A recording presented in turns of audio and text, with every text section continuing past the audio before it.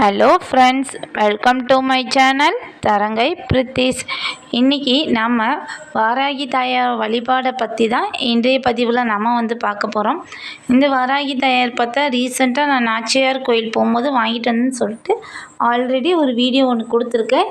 இந்த தாயாரை நான் ஏன் வாங்கினேன்னு சொல்லிட்டு அதுக்குரிய ஒரு பதிவும் நான் கொடுத்துருக்கேன்.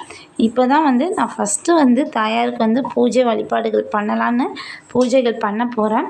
பார்க்கவே அவ்வளோ அற்புதமாக அந்த சிலையை வடிவமைச்சதும் அவ்வளோ ஒரு தத்ரூபமாக வடிவமைச்சிருக்காங்க. நம்ம ஃபஸ்ட்டு ஜலத்தாலையும் பாலாலையும் தாயாருக்கு அபிஷேகம் பண்ணிக்கலாம். தாயாரை வழிபடக்கூடிய நாட்கள்னு பார்த்தா செவ்வாய், வெள்ளிக்கிழமை, பௌர்ணமியில், அமாவாசை நாள்லேயும் வழிபாடு பண்ணலாம். திதின்னு பார்த்தா பஞ்சமி திதிக்கு உரிய தெய்வமாக தான் வாராகி அம்மாள் கருதப்படுறாங்க. பஞ்சமி திதியில் வழிபட்டால் ரொம்பவே சிறப்பு.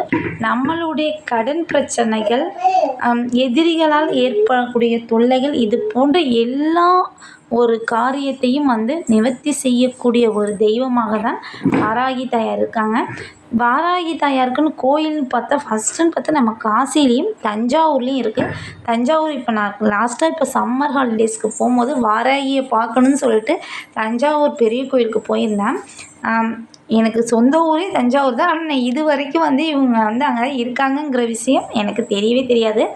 இப்போ இந்த அம்பாளை பற்றி நியூஸ் வந்ததுக்கப்புறம் தான் கோயிலுக்குள்ளே போகும்போது எங்கடா இருக்காங்கன்னு சொல்லிட்டு தேடி கண்டுபிடிச்சி போய் பார்த்தேன். லிங்கத்துக்கு முன்னாடியே பார்த்தா அழகாக அவ்வளோ ஒரு அற்புதமான ஒரு தோற்றத்தோடு, அவ்வளோ ஒரு அலங்காரத்தோடு பார்க்கவே ரொம்ப பிரமிப்பாக இருக்காங்க. எல்லா கோயிலையுமே பார்த்தா பிள்ளையாரை வழிபாடு பண்ணிட்டு தான் சிவனை வணங்குவாங்க. ஆனால் இந்த கோயிலில் பார்த்தா, தஞ்சாவூரில் பார்த்தா ஃபஸ்ட்டு வாராகி வழிபாடு பண்ணிட்டு தான் சிவனையே வழிபாடு பண்ணுறாங்க. இதுக்கு என்ன காரணம் பார்த்தா, ராஜராஜ சோழன் மக்களுக்காக கோயில் கட்டணுங்கும் போது அவர் ஏதாவது ஒரு இடம் நமக்கு வேணும் அப்படின்னு சொல்லிட்டு நிறைய இடத்த போய் பார்க்குறாரு. பார்க்கும்போது பார்த்தா எந்த இடமே அவருக்கு ஒரு சூட்டபுளாகவே இல்லை. அப்போ ஒரு இடத்துக்காக தேடிக்கிட்டு போயிட்டுருக்கும் போது அவருக்கு நேராக ஒரு பன்றி நின்றுச்சான். அந்த பன்றி ஃபஸ்ட்டு இவரை துரத்தும் போது இவரும் அந்த பன்றியை அடுத்து வீரத்தோடு துரத்தியிருக்காரு. நிற்காமல் அந்த பன்றி ஓடிக்கிட்டே இருந்திருக்கு. கடைசியாக பார்த்தா ஒரு பெரிய ஒரு திடலில் போய் உட்காந்துட்டு இவர் விரட்டும் போதும் அது திருப்பி போகவே இல்லை. காலால் மண்ணை சுரண்டிக்கிட்டே இருந்திருக்கு. அதுக்கப்புறம் பார்த்தா இவர் போய் அப்போயும் இந்த ஜாதகம் அந்த மாதிரி அது போய் பார்த்துருக்காரு. பார்த்த உடனே அவங்க சொல்லியிருக்காங்க, இந்த இடத்துல நீங்கள் கோயிலை கட்டுங்க அப்படின்னு சொல்லிட்டு அப்படி உருவானது தான் அந்த இடத்துல இந்த தஞ்சை பெரிய கோயில். எந்த ஒரு பணி செய்யணுன்னாலும் ராஜராஜ சோழன் ஃபஸ்ட்டு வழிபட்ட தெய்வம்னு பார்த்தா வாராகி தான். சப்த கன்னிகளும் 5வது கன்னியாக இந்த வாராகி இருக்காங்க. மகாவிஷ்ணுவோட அவதாரமாகவும் சொல்லப்படுறாங்க.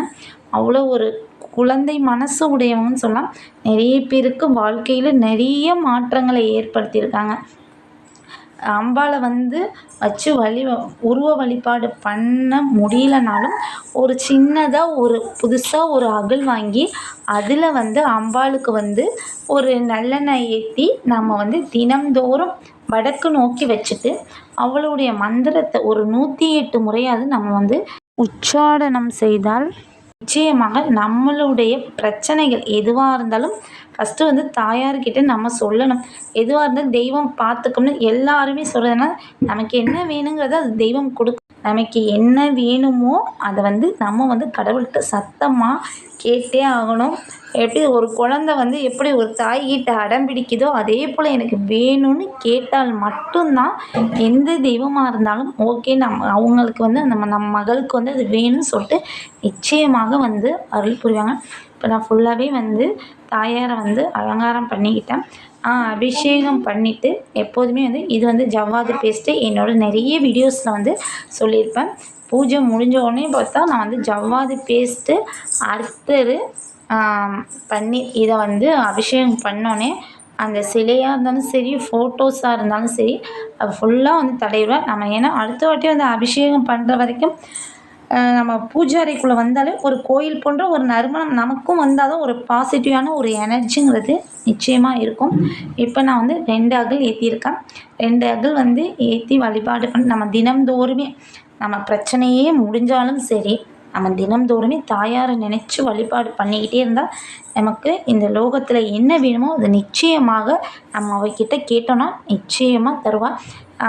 பார்க்க தான் வந்து பிரமிப்பா ஒரு பயந்த ஒரு தோற்றத்தோடு நம்ம பார்க்குறது பயந்த தோற்றத்தோடு இருந்தாலும் ரொம்பவே குழந்தை மனசு உடையவள் தான் வாராகி. நிச்சயமாக இதே போல் வந்து நீங்கள் வழிபாடு பண்ணுங்கள். நான் இப்போ வந்து 2 அகல் ஏற்றிட்டு பூக்களால் ஃபுல்லாக வந்து அலங்கரிச்சிருக்கேன். தாயாருக்கு வந்து இப்போ நம்ம பூக்களால் அர்ச்சனை பண்ணிக்கலாம். நம்ம வந்து இப்போ தாயாருக்கு வந்து 108 முறை வந்து பூக்களால் அர்ச்சனை பண்ணிக்கலாம். பூக்களால் தான் அர்ச்சனை பண்ணுவோன்னா அப்படிலாம் இல்லை. மஞ்சள், குங்குமம் நம்ம எதால் வந்தால் அர்ச்சனை பண்ணிக்கலாம். நான் வந்து பூக்களால் வந்து அர்ச்சனை பண்ணிக்கிறேன். ஓம் ஸ்ரீம் வாராகி தேவியே நமக. ஓம் ஸ்ரீம் வாராகி தேவியே நமக. ஓம் ஸ்ரீம் வாராகி தேவியே நமக. ஓம் ஸ்ரீம் வாராகி தேவியே நமக. இந்த மாதிரி நம்ம 108 முறை வந்து அர்ச்சனை பண்ணிக்கலாம். நம்மக்கிட்ட எப்படின்னா தாமரை மணி மாலை இல்லை துளசி மாலை இந்த மாதிரி ஏதாவது இருக்கும். அதனால் அழகாக வந்து வடக்கு நோக்கி, தாயாருக்கு உரிய திசை வடக்கு நோக்கி, எங்களால் வடக்கு நோக்கி வைக்க முடியாதுன்னா கிழக்கு முகம் பார்த்தும் தாயாரை வச்சுட்டு காலை மாலை 2 வேளைகளிலும் நம்ம எப்படி பூஜை அறையில் வந்து விளக்கேற்றுறோமோ அதே போல் வந்து தாயாருக்கு 2 வேளைகளும் விளக்கேற்றி நம்மளுடைய கோரிக்கைகளை நிச்சயமாக அவகிட்ட வந்து சொல்லிடணும்.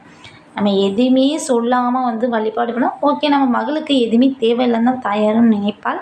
நம்மளுடைய கோரிக்கை என்னமோ நிச்சயமாக சொல்லிட்டேன், நிச்சயமாக அதை வந்து நிறைவேற்றுவாள். நான் வந்து என்னுடைய கோரிக்கையை வச்சுருக்கேன்.